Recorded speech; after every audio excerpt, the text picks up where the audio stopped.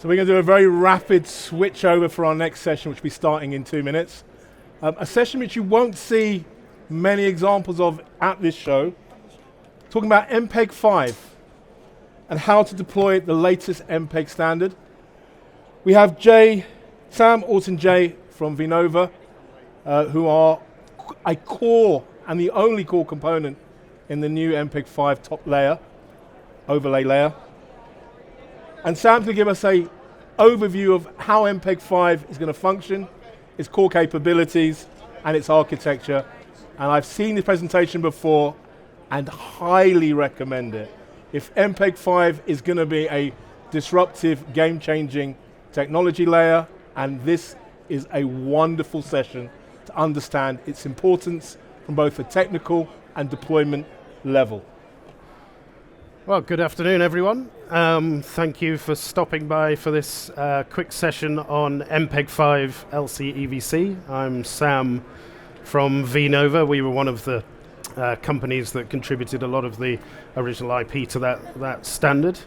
I'm going to do that annoying thing at the start of a session where I ask for a raise of hands for who's heard of Mpeg 5 Lcevc. Good, not too bad. So, I'm going to give you a quick intro to what it is and actually how it can be deployed for pretty much any application where the video codecs that we all love, AVC, HEVC, AV1 and so on, wherever they're in use, LCEVC can come along as well.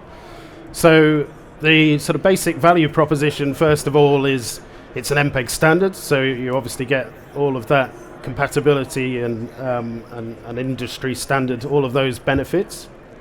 It's unique amongst the sort of Mpeg family of codec or video compression technologies because it's actually an enhancement to all of the other ones. It's not a standalone codec. It's a way of improving the compression efficiency and the processing cost of any of the existing codecs.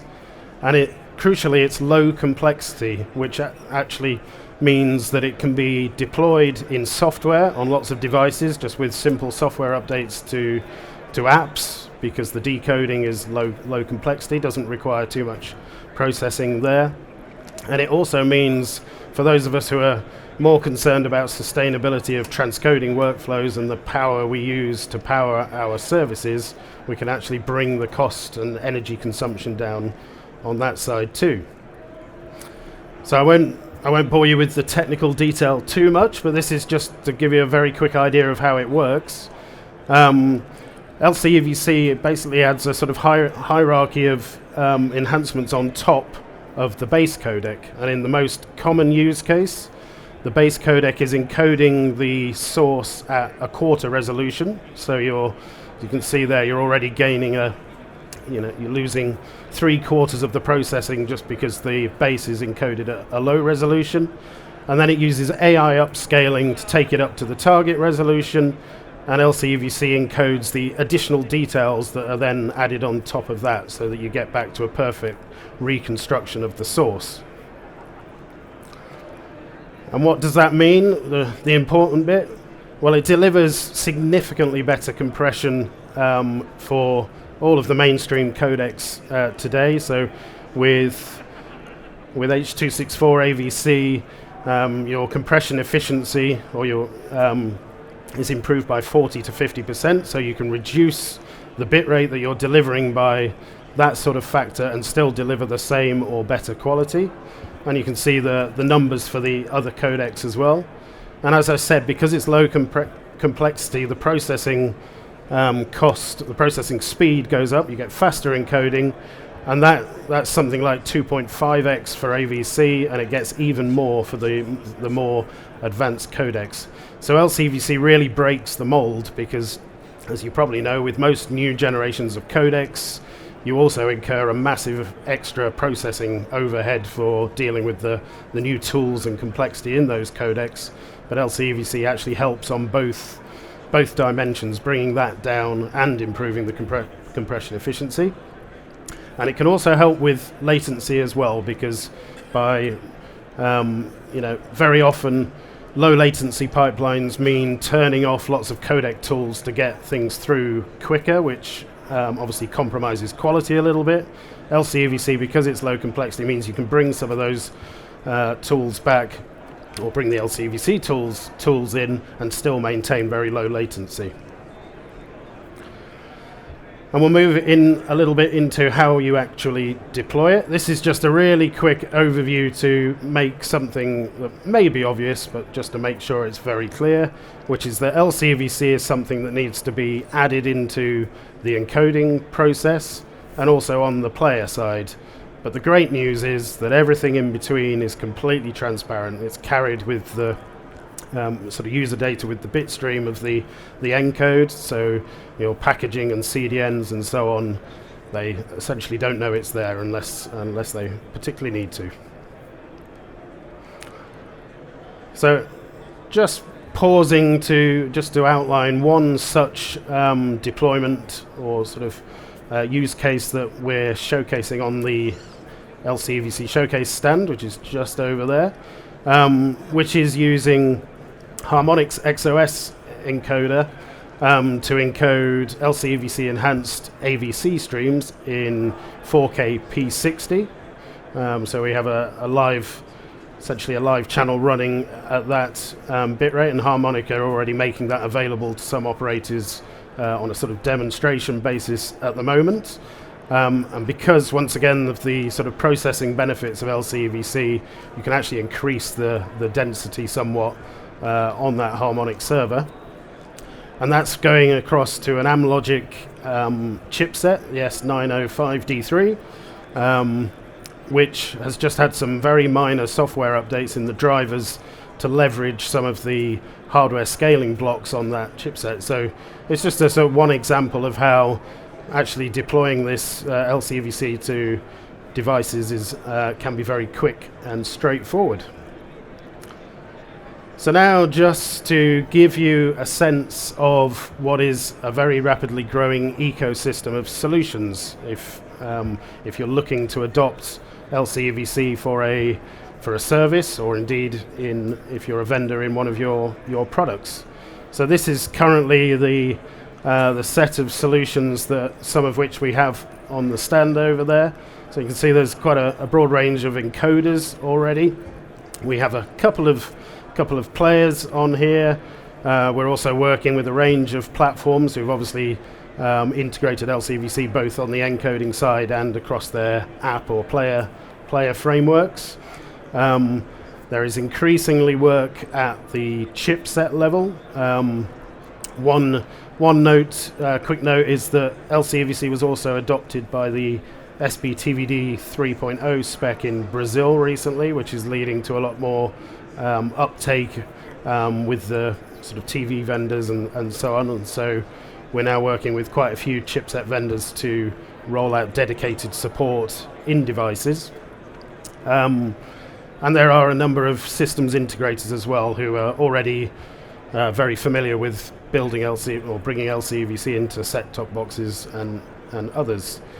But these solutions are actually only part of the picture. These are sort of the vendors that you'll see around NAB. There is also a thriving ecosystem of open source solutions. You see a lot more players on here. So obviously players like Exoplayer and Shaka Player are very, very widely used across a lot of services today.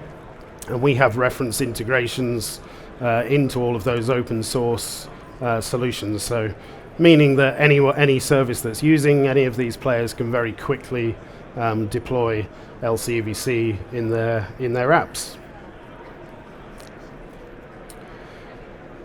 And just mostly to sort of complete the picture here, a lot of those reference integrations and other companies that are picking up support for Lcevc in their encoders and other products, a lot of that is built on the product from our company, from vNova, where we created the Lcevc SDK, which works across a whole swathe of platforms and devices. It's clearly ready because you can see there are already a lot of solutions that are leveraging it.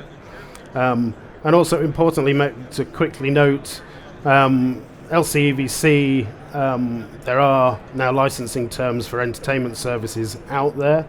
The whole rationale of the LCEVC licensing is that it's in the vast majority of cases free to integrate for vendors or for services to bring it into their workflows, and it's charged by usage on a sort of per user count by when the entertainment services actually start delivering streams with it.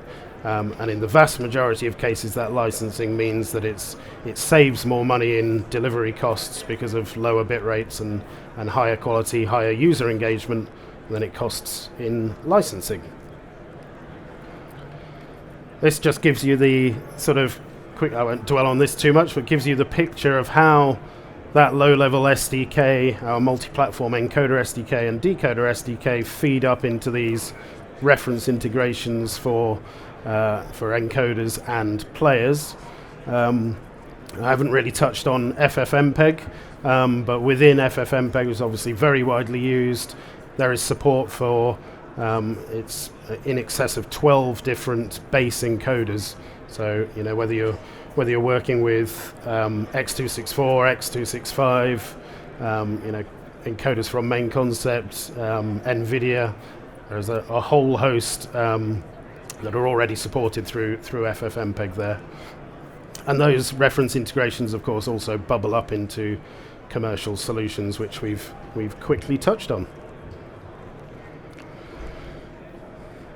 And the benefits of deploying LCEVC, just to sort of reinforce the point a little bit, that processing, so transcoding, particularly if you're transcoding at scale in private or public cloud infrastructure, for example, it is up to a 4x throughput increase in how much content you can process and how much and a 4x decrease in how much energy you're consuming to deliver that.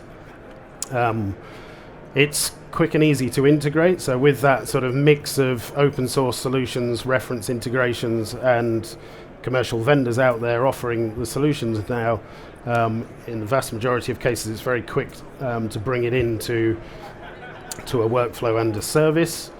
And there is very broad device support, which, excuse me, if I move on to here, this gives you a bit of an overview of some of the key players. So there are already deployed apps out there on the Apple platforms, on Android. It's very easy to add into browser HTML5 players, and there's a whole host of reference integrations there. And then also connected devices like Apple TV, Fire TV, and so on. So just to close, I think hopefully we've kept to time. So this is just again the sort of all of the companies that are supporting LCEVC and participating in the LCEVC showcase, which is over on W9407, which is just 50 meters away. So we would absolutely welcome you along to the stand to check out some of those solutions. We've got various demos like the Harmonic and Amlogic 4K P60 live streaming as well. And if there are any questions, please feel free to grab me afterwards or wander over to the stand and see us there. Thank you very much.